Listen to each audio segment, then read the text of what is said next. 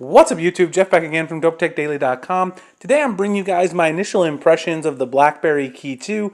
You guys know the KeyOne was one of my favorite phones of 2017. That's why I used it for my work phone the entire year. I'm sure the Key 2 is going to be no different. I've only had the phone for about 48 hours, but I want to tell you guys 5 things that I've noticed in the first 48 hours that really set the Key 2 apart from the Key 1. And these are 5 reasons that might make you want to upgrade from the Key 1 to the Key 2. Now I will have a full review of the Key 2 coming up, but I have to wait a little bit for that. It'll probably be up next week. Now the first thing we noticed when we saw the renders of the Blackberry Key 2 that it looked very similar to the Key 1, but the first thing that's different when you hold it in hand is actually the way the phone is built. Now firstly, you'll notice that if you hold these phones side by side, the Blackberry Key 2 is a little bit taller. It's also thinner from the side profile and also a bit narrower if you put the phones, back to back, just ever so slightly. If you look at the spec sheets, you'll see the numbers and see that they're very small. Also, it weighs a little bit less than the Blackberry Key 1, so when you hold the phone in the hand, it actually has a nicer feel to it, a little bit lighter, a little bit easier to palm one-handed and use in that manner. In addition, it has these sort of slanted sides, which are reinforced by this new Series 7 aluminum, and you can see that it's definitely more straightened out, more slanted than the rounded curves of the sides on the Blackberry Key 1. Altogether, the overall build quality being a little bit lighter, having the slanted sides, and also another thing, if you notice right here at the very bottom of the phone, you'll see that they have a little extra space there at the bottom on the Key 2. That makes it a little bit easier to hold while you're browsing the phone, scrolling through web pages, etc., without activating the touch capacitive keyboard. So the build quality definitely were improvements all the way around. I think BlackBerry really took into account what people wanted with the build, and they implemented that. The next thing is the improved keyboard. Now, if you're just looking at these and not paying much attention, if you're not a keyboard enthusiast, you wouldn't notice the difference, but the keys are actually 20% taller on the Key 2, and in addition, instead of having the glossy keyboard, which you see here on the Key 1, we now have all matte keys on the Blackberry Key 2 keyboard. Now, this does a couple of things. The first thing, obviously, since the keys are larger, it makes it a heck of a lot easier to type if you're in here typing some things, just hammering away on the keyboard, typing out an email. It makes it very easy to type. But also, the fact that you have these matte keys also makes it easier for you to hit one key versus the other instead of having your fingers just glide from one to the other.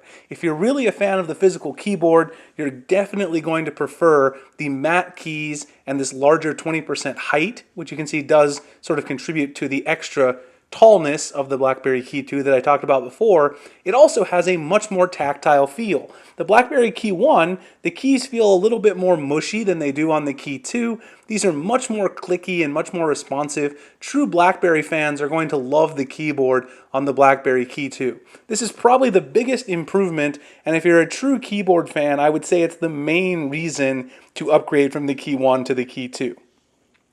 The next thing is the camera. So obviously, the front-facing camera is pretty much the same on these phones. They both got 8-megapixel selfie shooter, but most people who are buying a BlackBerry are going to care more about the reverse camera on the back, and on the reverse camera, we do now have a dual camera system here.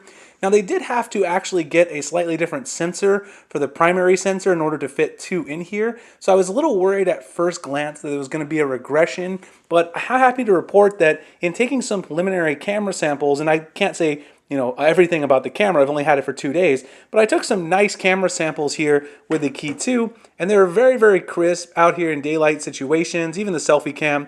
Very good overall. I was impressed with the photos I took. I even took some artistic shots here with my P20 Pro outside, and they looked very good. So I'm happy to say that the main camera module hasn't regressed. In addition to that, you get some really nice new features like portrait mode, etc., that can only be enabled by having that dual camera in most phones. So overall, I think they did a great job upgrading the camera. I'm not ready to give a full camera review just yet, but my preliminary thoughts is this is an upgrade, and you definitely get some nice new features with the dual camera setup. Up next is perhaps the biggest upgrade reason, aside from the new, larger keyboard, and that is the performance. The Blackberry KeyOne implements a Snapdragon 660, which is much snappier overall than the Snapdragon 625 found in the original Blackberry KeyOne. It also bumps the RAM from 3 gigs of RAM up to 6 gigs of RAM. Of course, that's if you have the US version of the KeyOne, and doubling the RAM actually makes a huge difference. I've noticed in navigating my apps and doing multitasking, it is much faster on the KeyOne than the KeyOne. A lot of people actually complained of some slowdowns over time on the KeyOne. I don't think that's going to be the case here.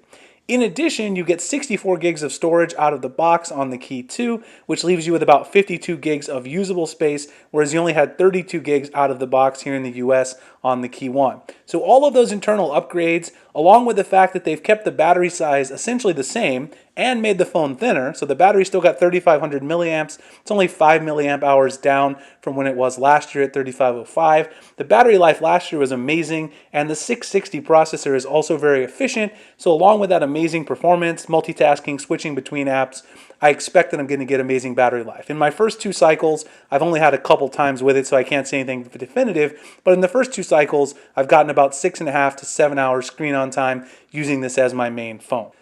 The final reason to upgrade from the KeyOne to the KeyOne is the new speed key. Now the speed key on the Blackberry KeyOne lives right here to the right of the symbol key. What this allows you to do is to access your keyboard shortcuts from within any app wherever you are on the phone. Now I've programmed quite a few shortcuts, and obviously you can still just press the key on your home screen. For instance, F I've got set to Flamingo, D I have set to my Google Drive, and you can access those as you would on the KeyOne. But what if you're in another app, say you're in Google Maps, and you want to get back to Flamingo? Well, now I can hit the speed key along with F at the same time, and it takes me right back to the Flamingo app.